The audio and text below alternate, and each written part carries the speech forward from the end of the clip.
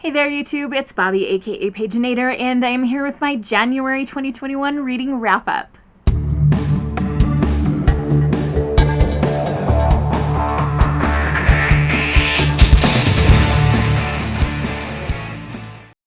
So in the month of January I read 22 books. I know that's a lot, yeah, it's a lot. I'm going to be talking about 21 of those. I decided to skip the one that I read for grad school just because reasons. Mostly being I didn't like it at all. Anyway, as per usual, a lot of the books I'm going to be talking about I don't have to physically hold up for you because they are at school or have been lent to friends since I've read them. So I apologize. I will be inserting a lot of pictures as this video goes on, and please bear with me on that. So we're going to start off with The Unexplainable Disappearance of Mars Patel. This is by Sheila Chari, and it is based on the podcast of the same name. It is a middle school mystery series, or at least I think it's going to be a series. If it doesn't continue into a second book, it has the stupidest ending I've ever read in my life. It's such a cliffhanger, and there's so many unanswered questions. If it's not a series, then I don't know anything. But it's worth reading for a good, mystery, but there are some holes in the plot, so I wouldn't go into expecting a 5-star read, I feel like. That's just my opinion. Next, I read The Canyon's Edge by Dusty Bowling. I gave this book 5 stars. It was so good and very emotional. I will give you a little bit of a warning, though. There are some serious issues and possibly triggering content in this book. It is a verse novel, which is, I think, new for this particular author, Dusty Bowling. Our main character, a year before the book starts, was survived a mass shooting in which her mother was killed. And so now that a year has passed, her dad decides to take her camping in the desert. And when they go, they are hit by a flash flood just after she has said to her dad that she hates him. And the two are separated, and we follow her as she has to survive in the desert. And it's very, as you might imagine, inhospitable and a very harsh environment. And she's got a lot of emotional stuff that she's still dealing with throughout this journey. I loved this book. Again, it was 5 stars. I was really rooting for it to contend for the Newbery or even the Prince. Sadly, it did not win. I haven't read the Newbery winner, which was How You Trap a Tiger or something along those lines, but yeah. Anyway, I was really hoping for The Canyon's Edge to win something, and maybe it will. I don't know. Next was They Threw Us Away. This is by Daniel Kraus, and it's verging on lower middle grade, upper elementary kind of age group. It's a creepy book about teddy bears. It's illustrated by, I'm going to forget her name, and of course I don't have the book here in front of me. Hang on. So this book, How the King of Elfheim Learned to Hate Stories, is illustrated by Ravina Kai. Ravina Kai also illustrated They Threw Us Away. And I'm just going to randomly flip open to a page or two so you can see her illustration style. But this book is about teddy bears who were not purchased from the store, and they kind of came to awareness in a dump. And they decide they're going to band together and return to the store so that they may be picked up by a child and loved. And they're just certain that's what they need to do, so they go off on a quest. During the course of this book, there are some creepy things that happen, and there's still some unanswered questions, but I know this is going to be a series, so as the rest of the books come out, I look forward to learning more about the backstory and why those characters ended up in the dump in the first place. I think I have an idea. My next read was Alexoa by Darcy Little Badger. This is a Native American novel. This is about a young girl whose cousin was killed in an accident, or at least they're told it's an accident, but she has the power to raise dead animals, and she's also got some other magical things happening. And her cousin that was killed came to her in a dream and was like, no, girl, that wasn't an accident. I know who killed me. And so she makes it her mission to track down and bring to justice the person who killed her cousin. This was an enjoyable read. It wasn't like, it didn't suck me in completely all the way, but it was very enjoyable, very interesting, and very different. Like, magic used here in a different way than I had seen before, which was really cool. And lots of Native American, like, myth from the particular tribe that our main character is from. And I'm going to blank on it right now because I don't have the book in front of me, and so you'll have to forgive me. I'd rather just not know right now, and I'll look it up as I'm editing and insert the name of the tribe below so that you can see what I'm talking about. Next, I read a verse novel called Hidden by Helen Frost. And this one was very interesting. It was about two girls who had met at a strange time. The one girl was kidnapped by the other girl's father, and those two crossed paths during the time of her kidnapping and before she escaped. And then later, as the story continues, they cross paths again at a summer camp, and things start to happen when the two meet again. Then I listened to A Song Below Water. This is by Bethany C. Morrow, and it is a story involving sirens, and there is a mystery because a siren has just been killed and it's all over the news, and our main character has always hidden her siren song, but now she's got to work together with other people, including her sister, who's not a siren but is also not entirely human, and so they're trying to figure out what exactly her sister is, as well as take care of some stuff that comes up because she's a siren, and that's all I better say. Sometimes it's hard not to spoil, and I really, really don't want to, so I'm going to err on the side of giving you less information than too much.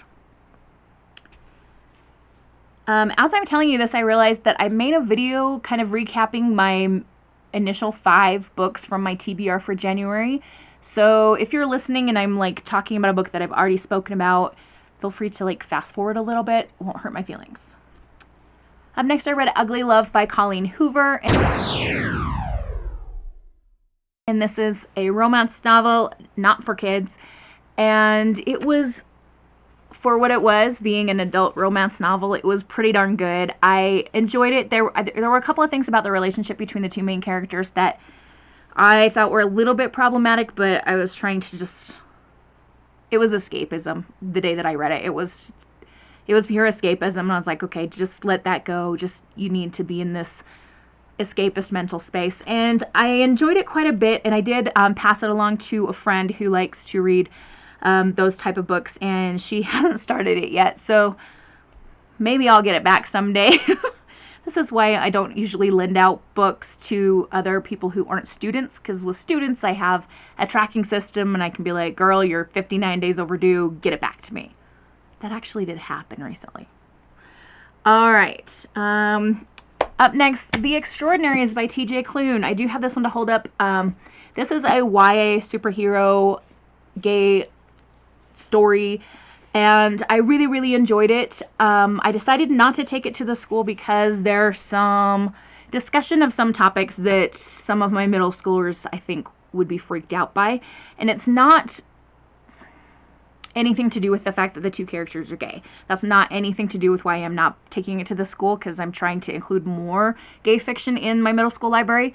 It's to do with just some, let's just say, some sexy times topics that the way they discuss it, my middle schoolers are not ready for that. So other than that, this was a super fun superhero story.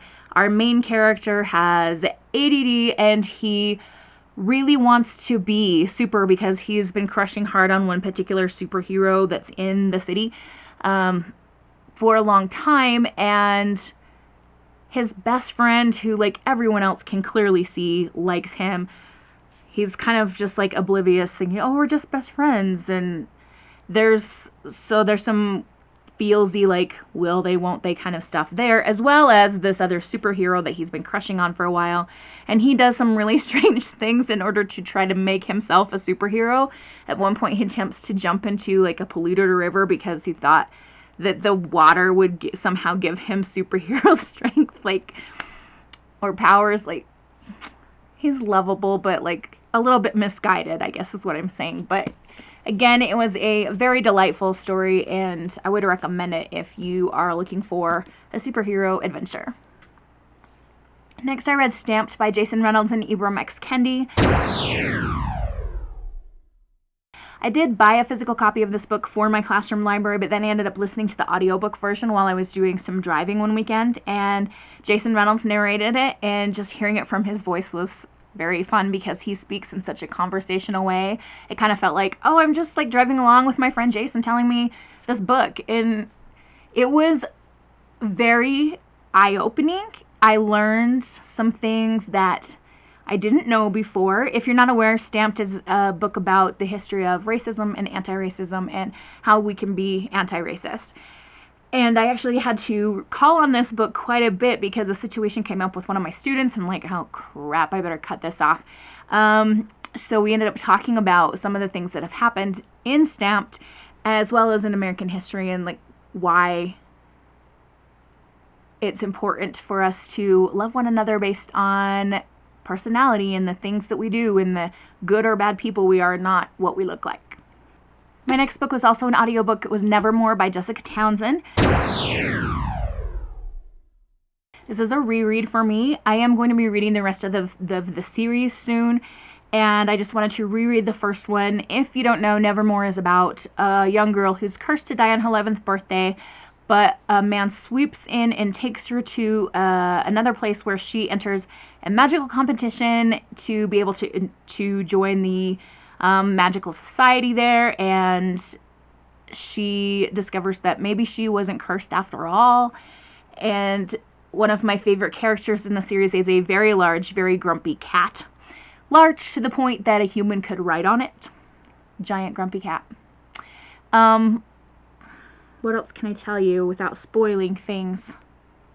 Not much. But it did give me Harry Potter vibes the first time I read it, because we have an 11-year-old child who's kind of like shoved into this chosen one trope situation, but then she ends up not really being a chosen one. It's not really like Harry Potter. It was just a little bit of the feels of that with the way that the series started, if that makes any sense.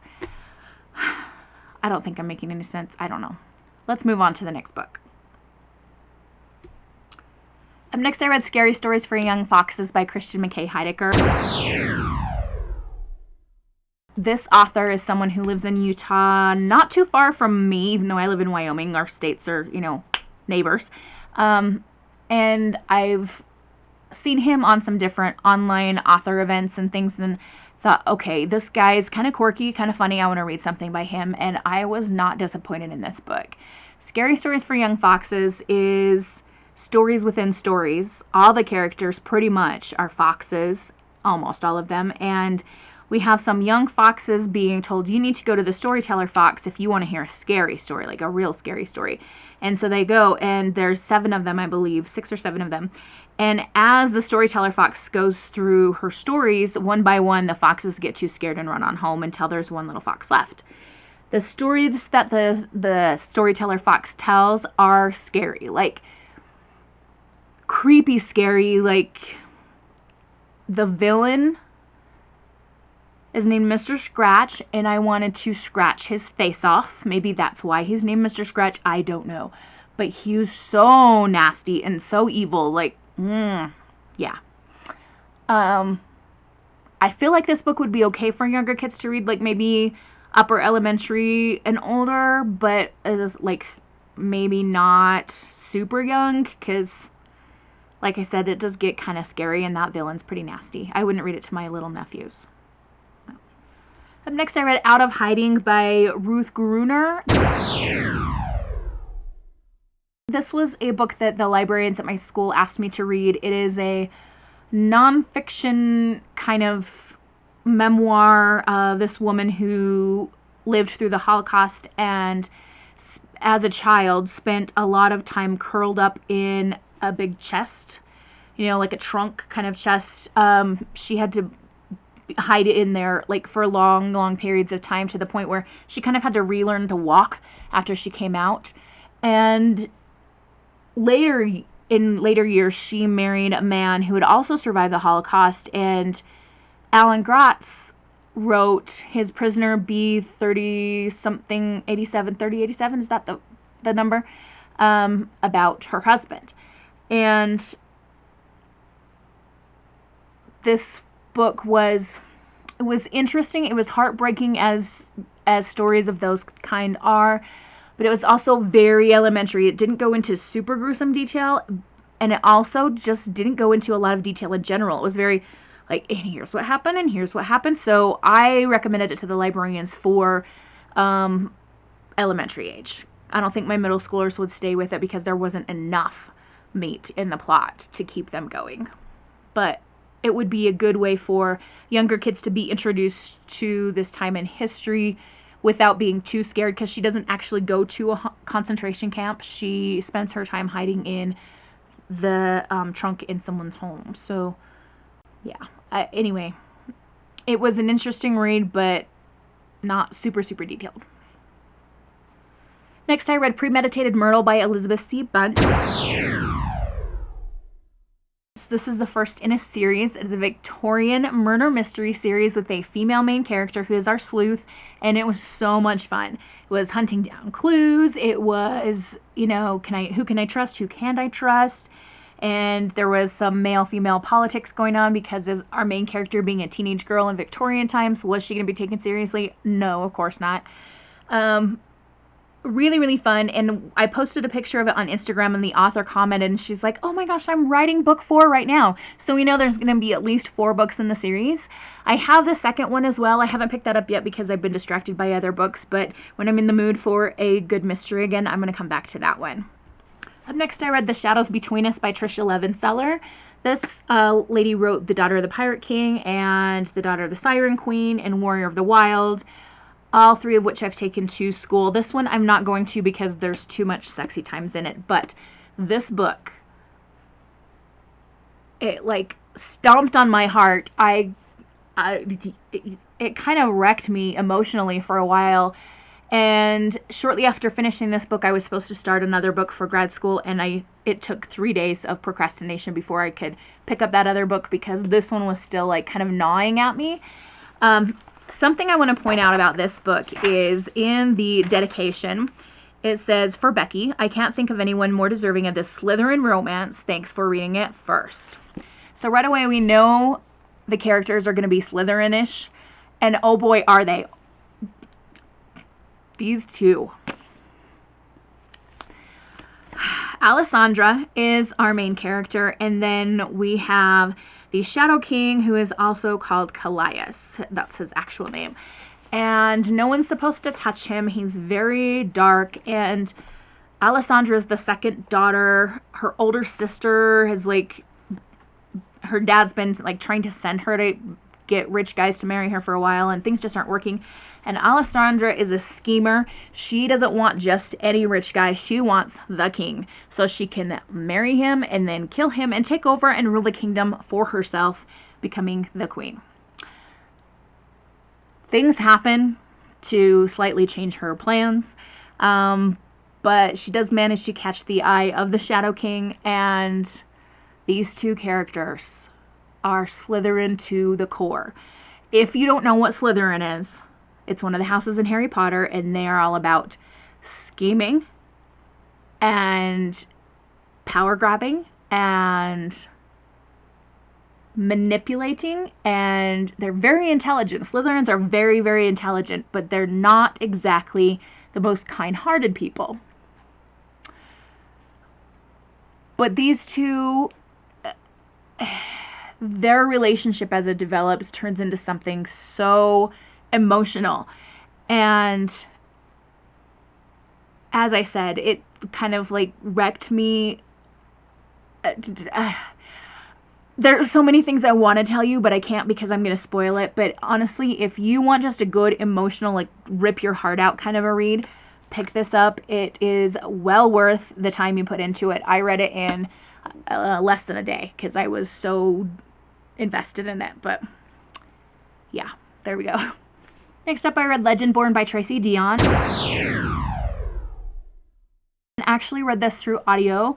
I had a copy that came in my Owl Crate, and then I listened to the audiobook about a week ago, and I was working on a diamond painting while I listened. And I would show you the diamond painting because it's amazing, but I took it to school. Also, I take everything to school. My diamond painting was of Captain Jack Sparrow.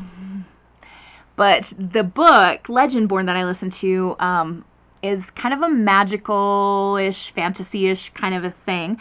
Our main character, Bree, is a high school student who's been accepted to this kind of summer residency thing at the University of North Carolina, where you can take a couple classes, see what campus life's going to be like, you know, stay at the dorms, etc. And her mom just passed away, and she decides to go to this program as kind of a way to escape. And her best friend, who's also been accepted in the program, goes with her. And the first night there, she witnesses something that humans aren't supposed to be able to see, and that is someone performing magic, working with what we learn later in the book is called ether. And this character, Cell, who is using this ether, he immediately has it out for Bree. But because at the time when they saw Cell, they were doing something they shouldn't have been, she gets in a little bit of trouble and gets assigned a peer tutor, which is Nick. And Nick also knows about ether. And Nick also has an in with this society of Merlins, which Cell is a part of as well. And they have magical history dating back all the way to the times of Merlin and King Arthur and the Round Table and all of that. And Bree gets brought into the world as a part of a competition to gain an apprenticeship with one of the Merlins. And as she starts to compete, she learns more and more about some things that she didn't know about her mother. And she learns a lot about this secret magic and different types of secret magic that she didn't know existed.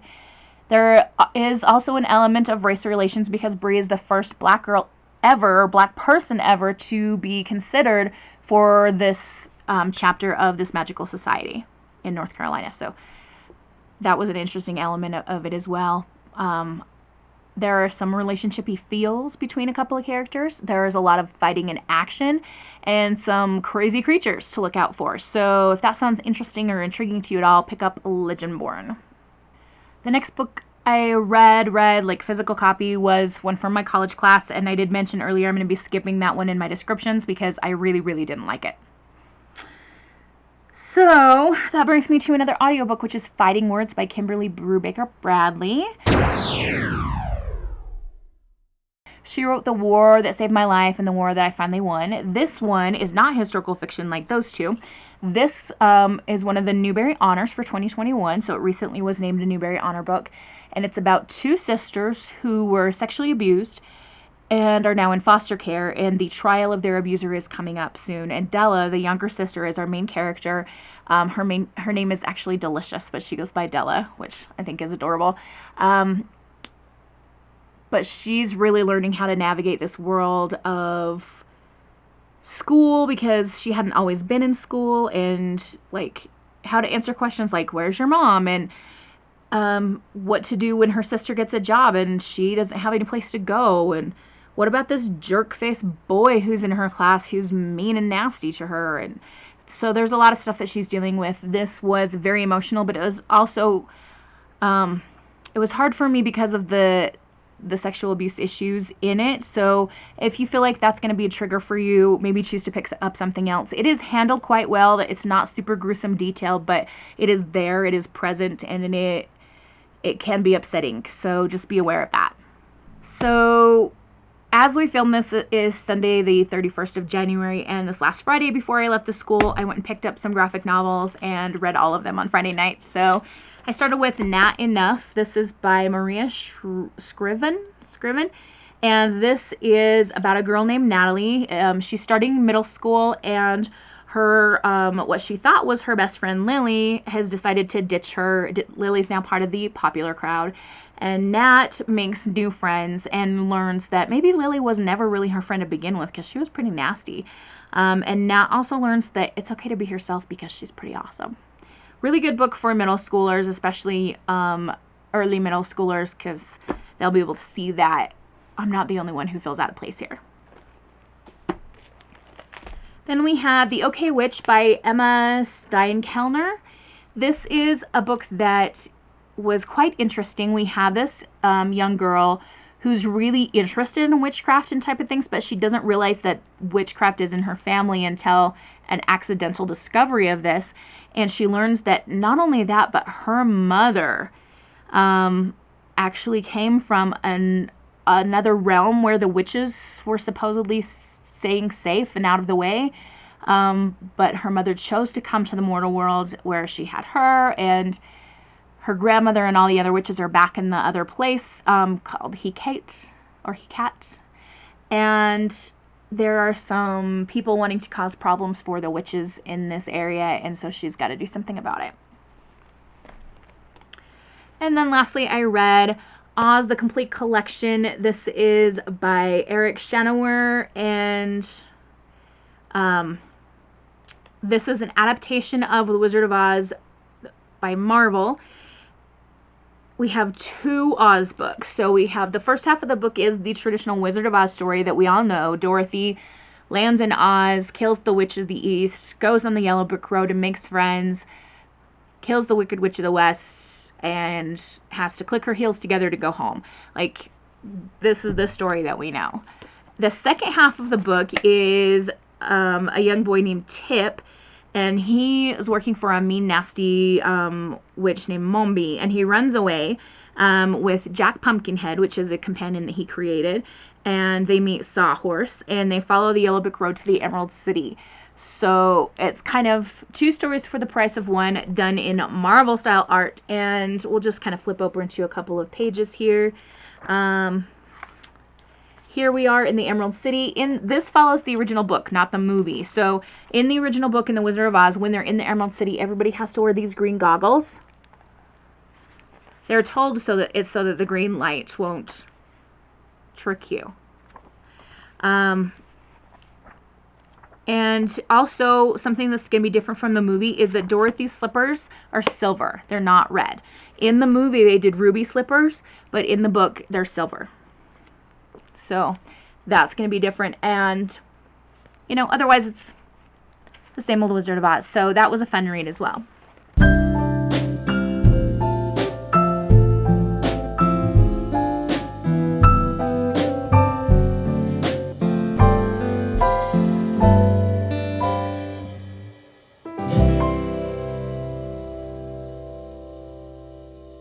Last but not least, we have the final book that I just finished reading today, the last day of January. And I read most of it actually today. I had just read a couple of chapters the night before, and that is The Inheritance Games by Jennifer Lynn Barnes. I was holding this book up in the thumbnail. I think, and as I'm looking back through the books that I've read this month, I really think this is my favorite. And I don't know if that's because it's fresh in my mind, having just finished it today, or what. But this book, there was lots of short chapters, which always helps me go through a book, but I could not stop. I was like, okay, gotta read more, gotta read more, gotta read more. Oh, maybe I should stop and go to church. Okay, hang on. When I got home, gotta read more, gotta read more, gotta read more. Like, it was so gripping and so, like, so many different twists and turns. Let me pause and tell you what's going on.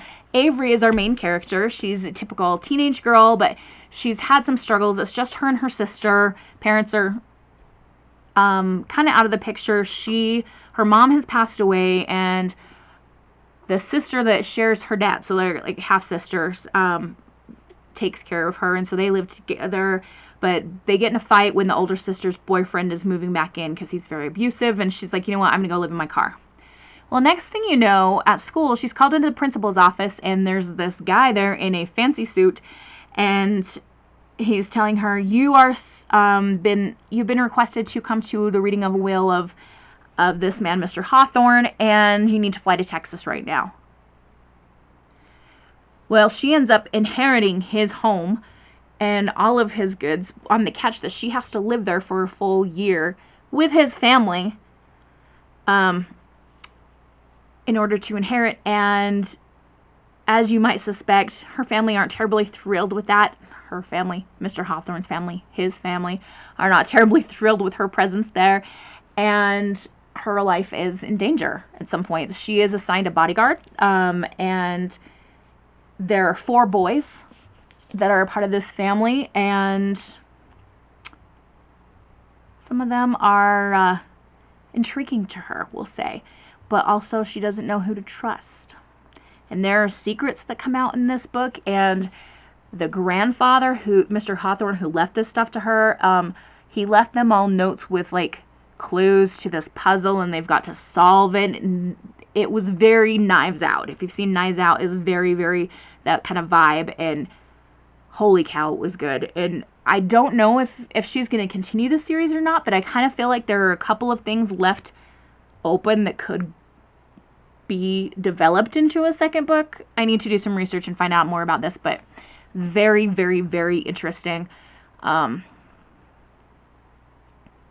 Yeah. Don't say anymore. You're going to spoil it. Don't say anymore. Okay.